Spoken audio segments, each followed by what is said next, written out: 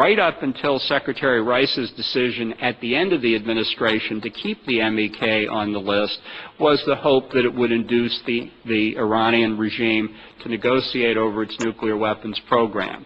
And that, too, has failed. We know that the director of counterterrorism at the end of the Bush administration and Secretary Rice's legal officer both argued with her as a matter of law and policy that the designation could not be sustained.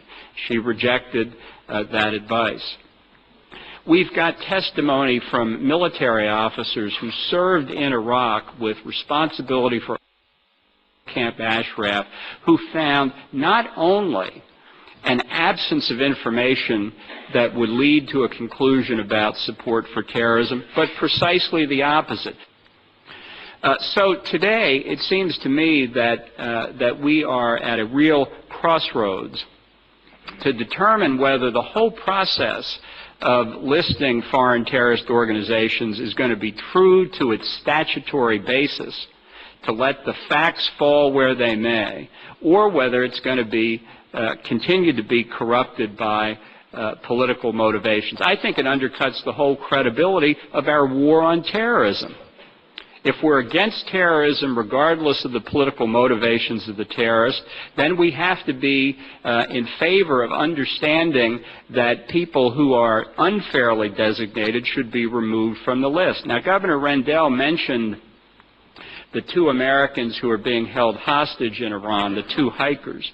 I've heard corridor gossip at the State Department that obviously we want to get those 2 American citizens home. They're being unjustly held. I don't know why they were hiking near the border between Iran and Iraq. I don't know what's wrong with the Appalachian Trail. But in any event, it's the responsibility of the United States government to protect its citizens no matter how they got into trouble. And I think that we should welcome any possibility of their being released. But it is utterly inconsistent with our long-standing policy that we don't negotiate with terrorists. And let's not forget, Iran itself is listed as a state sponsor of terrorism, as it surely is under this regime.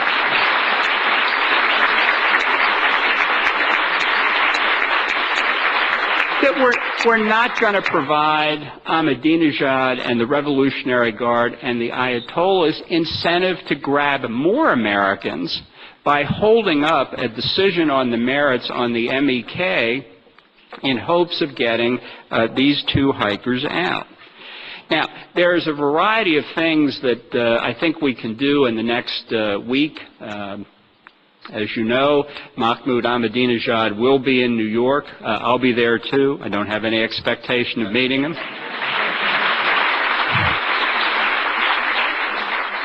Although I'd be delighted to tell him a thing or two about his conduct. We need to confront the question of the MEK's listing. We should adhere to the principles of the statute. We should let the facts fall where they may. And if the facts are, as I understand it, the delisting should occur now, sooner rather than later.